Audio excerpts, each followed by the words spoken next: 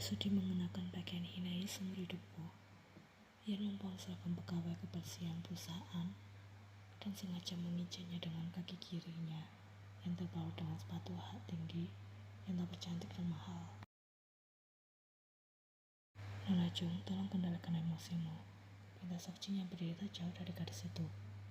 Aku kan sudah bilang agar kau segera datang, tapi mengapa kau malah sempat pergi ke salon kecantikan untuk merawat rambut serta kuku-kukumu? Bisik lelaki itu setelahnya dengan nada geram. Ia mengakui dirinya sudah salah menilai keluarga Min dan menganggap mereka laki-laki membuat masalah sepele yang bisa ia atasi dengan mudah seperti sebelum-sebelumnya. Namun ternyata masalah yang mereka buat kali ini telah dirancang sedemikian rupa hingga Ian gagal berkutik. Ya terserah saja, kemau Yoongi dengan ekspresi santai. Kau tidak mau mengenakan seragam ini juga tak masalah. Dengan kakinya, Yoongi menggeser yang berisi berbagai peralatan yang biasa dibawa oleh petugas kebersihan. Tugas pertama yang aku berikan padamu adalah membersihkan area toilet. Ian tertawa keras atas hinaan yang Yoongi berikan. Kau pasti sedang berusaha mengajakku bercanda kan? Lebih baik berhenti saja sampai di sini, maka aku akan memaafkanmu. Aku serius dengan ucapanku dan aku tidak membutuhkan maaf darimu, balas Yoongi. Jangan mempermainkan aku, Min Yoongi. Jika kau tak ingin sesuatu yang buruk akan menimpamu nantinya, ancamnya dengan kilat penuh kemarahan. Nona Jung, hentikan. Tulis saja apa maunya. Untuk saat ini yang bisa kau lakukan hanyalah pandai-pandai mengambil hati Tuan Chung Misung, beringat Seokjin. Oh, kalau begitu aku pasti membutuhkan pisau yang tajam untuk membelah dada tua itu, kemudian mengambil hatinya, dan semua akan kembali normal setelah acara pemakamannya. Bukankah begitu, asisten Kim? Seokjin tidak bisa berkata-kata lagi, sudah cukup lelah untuk memberikan Yen yang memang dasarnya keras kepala. Jangan buang-buang waktu dan mulailah bekerja. Aku akan melihat hasil kerjamu kemudian menilainya. Apakah kau masih layak untuk bekerja di sini meskipun hanya sebagai petugas kebersihan? Ucap Yoongi dengan senyum syarat akan ejekan. Lelaki itu sudah berbalik untuk berjalan meninggalkan Yen dan Seokjin di sana. Hari ini ia sudah cukup puas setelah berhasil membuat emosi Yen meluap. Hai Min Yoongi. Yoongi segera menoleh mendengar Yen yang baru saja memanggil namanya. Seketika itu sebuah sepatu berhak tinggi mendarat tepat di wajahnya. Memecat beberapa pegawai senior berpengalaman tanpa alasan yang jelas, menghina para pegawai yang melakukan kesalahan ringan dan kejam, datang terlambat berulang kali tanpa etikat baik untuk tidak mengulanginya lagi, melalaikan tugas sebagai Chief Exclusive Officer. Seokjin dapat menghela nafas panjang namun tak mengalihkan pandangannya pada selembar kertas yang tengah ia baca saat ini. Merendahkan pekerjaan para security dan petugas kebersihan jelas menunjukkan sikap sombong terhadap para bawahan. Beberapa kali ketahuan mengundang Lee Chang-min datang ke perusahaan tanpa seizin Tuan Chung Hae-sung, mentransfer sejumlah uang secara berkala dengan nominal besar pada Lee Chang-min. Bersenang-senang tanpa memikirkan kewajiban, menyebabkan perusahaan merugi besar terhitung dalam waktu 3 bulan ini. Dan yang terbaru dan terakhir melakukan aksi penganiayaan terhadap Min Yoongi. Hae-sung memandang Yen dengan tatapan sebal setelah Seokjin selesai membaca semua hal keliru yang telah gadis itu lakukan.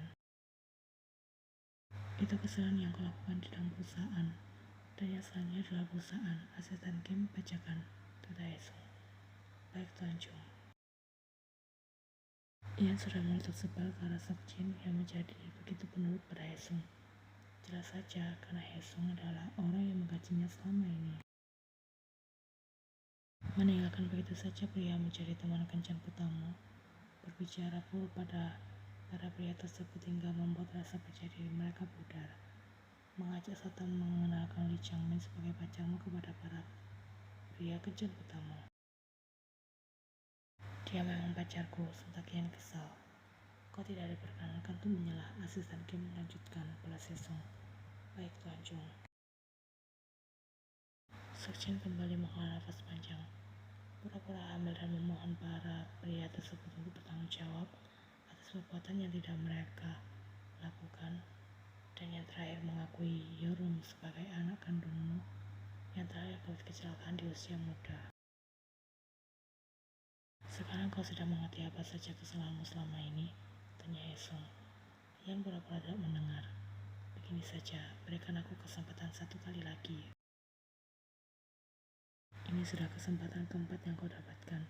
Suci mengingatkan. Aku tahu, Sentayan kesal. Tentu saja aku tidak merasa keberatan untuk memberimu kesempatan satu lagi, karena kau adalah cucu kesayanganku. Senyum yang segera mengembang mendengar ucapan Hesung. Pergilah ke peternakan Yemil Cabang 2 yang berada di Pulau Jeju, Tita Hesung. Yemil adalah tempat wisata edukatif yang dibangun atas ide cemerlang Hesung yang telah memiliki cabang yang tersebar di hampir seluruh daerah di negara Korea Selatan. Memiliki warna seperti daya resort, resto, mini zoo, waterpark, museum susu dan coklat serta fasilitas umum menarik lainnya. Kenapa aku harus pergi ke sana? Tanya Yan tanpa tak terima. Sedikit sulit untuk memulai semuanya dari nol jika kau tetap berada di sini. Tapi di Jeju, kau tidak pernah datang ke sana. Tidak akan ada orang yang mengenalimu, sekalipun pekerjaanmu hanya memandikan para sapi di peternakan. Balas Hesung. Berhentilah merendahkanku. Aku tidak sudi menyentuh pekerjaan kotor seperti memandikan para sapi atau membersihkan lantai toilet. Garis itu kembali berbicara dengan menurunkan otot leher. Biarkan aku mengambil alih sebagai pimpinan tertinggi Yemil. Pekerjaan tersebut lebih cocok untukku. Lanjut Yan dengan raut percaya diri. Hesung tidak bisa menahan tawa remehnya. Mendengar ucapan sombong sang cucu, entah dari mana Yan mendapatkan rasa percaya diri yang begitu tinggi. Namanya Kim Taehyung, pemegang cabang 2 Yemil di Pulau Jeju. Kau akan dibimbing olehnya selama berada di sana. Keputusan Hesung sudah tak bisa lagi diganggu gugat. Semalam Yan bermimpi tentang masa lalunya ketika ia berusia 5 tahun. Saat itu Yan menangis keras meminta semangkuk es krim rasa coklat. Namun karena baru sembuh dari demam, Hesung melarang keras para pengasuh untuk memintaannya. Tiba-tiba saja sebuah tangan kecil menyodorkan sebotol susu rasa coklat hingga membuat Yan menoleh dan menemukan bocah laki-laki lainnya yang terjadi di sana. Jangan menangis. Pangeran Kim akan memberikan susu coklat lezat ini pada Tuan Putri Jung. Ucap bocah laki-laki berkacamata tebal tersebut dengan senyum yang menunjukkan gigi ompongnya. Wah, pangeran susu coklat yang lezat, balas Yan dengan benar penuh kekaguman. Dan mimpi itu berada di sana, tapi Yan bisa mengingat jika nama asli Pangeran Kim adalah Kim Taehyung. Jadi kemungkinan besar mereka sudah pernah bertemu sebelumnya di masa lalu. Dulu Yan menganggap Taehyung adalah bocah yang paling keren sedunia, tapi sekarang kaya bernama Kim Taehyung. Lelaki berkacamata tebal dengan tubuh gembul, seperti postur tubuh pria parubaya beranak 3 itu mengenjut heran. Sudah bisa Yan tebak jika tak ada yang bisa diharapkan. Kenapa Hesung menjebaknya dengan pria buruk rupa seperti Kim Taehyung? Yan tahu Hesung merasa kesal karena ia terus saja menolak para pria tampan dari kalangan atas, karena lebih memilih untuk terus mempertahankan hubungannya bersama dengan Chang Min.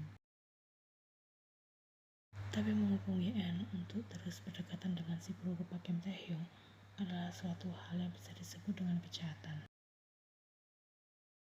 Kau siapa? Pergilah dari hadapanku, sentak pria gembul tersebut. Ia tersenyum remeh sembari menyisir rambut panjangnya yang terurai indah dengan jemari tangannya yang lentik. Pura-pura jual mahal di hadapanku karena perintah dari kakekku ya.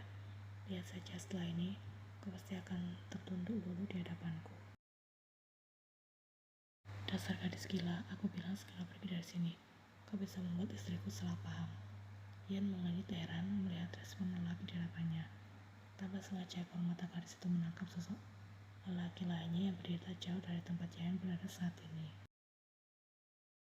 Kedua mata Yan melebar sempurna dan segera datang menghampiri sosok lelaki dengan visual mempesona juga tubuh tingginya yang tampak tegap di sana. Bisa dipastikan, Yan sudah salah orang. Kau yang bernama Kim Taehyung? Tanya Yan agak tak yakin. Taehyung menatap Yan sekilas, kemudian menurunkan kertas bertuliskan nama Chung Yi-en yang setelah tadi ia angkat setinggi dada tanpa minat. Ternyata kau punya hobi adu mulut dengan orang asing saat berada di bandara. Sendirinya membuat Yan merasa terterima dan sedikit malu. Hobi katanya, padahal Yan hanya salah paham. Tapi salah Yan juga yang langsung meyakini jika lelaki gemuk berkacamata tadi adalah Kim Taehyung. Ayo, ajak Taehyung tanpa basa-basi. Setelah menggulung dan melempar kertas tersebut ke dalam tong sampah, lelaki itu melangkah dengan cuek meninggalkan Yan yang tertinggal agak jauh di belakang. Yan bahkan sudah mengoceh lantaran Taehyung untuk memiliki inisiatif untuk membantunya menarik koper yang ia bawa. Memang isinya tidak seberapa dan tidak berat juga, tapi pegawai macam apa dia dengan sengaja berani mengabaikan gadis kelas ketiga keluarga Chung yang terhormat.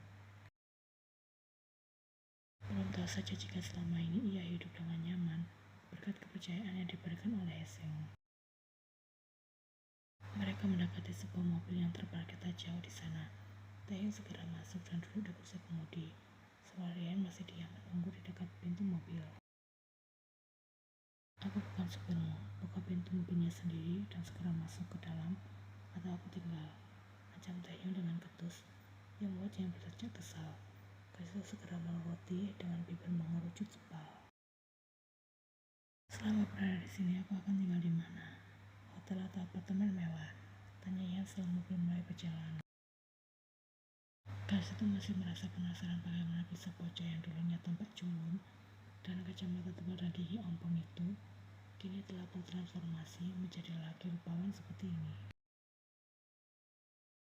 Yan bahkan lebih percaya jika saja ada seseorang yang mengatakan lelaki gemuk tadi adalah Kim Taehyung yang sebenarnya. Rumahku hanya singgah untuk sementara, balas Taehyung. Setelah itu, lelaki itu berpikir sebentar. Cari pemuda bernama Park Jimin. Dia bisa menunjukkan sebuah tempat tinggal padamu. Selama sisa perjalanan menuju kediaman Taehyung, tidak ada lagi obrolan yang terjadi. Sifat Taehyung yang terlalu cuek dan dingin sebenarnya membuat rasa penasaran yang terusik.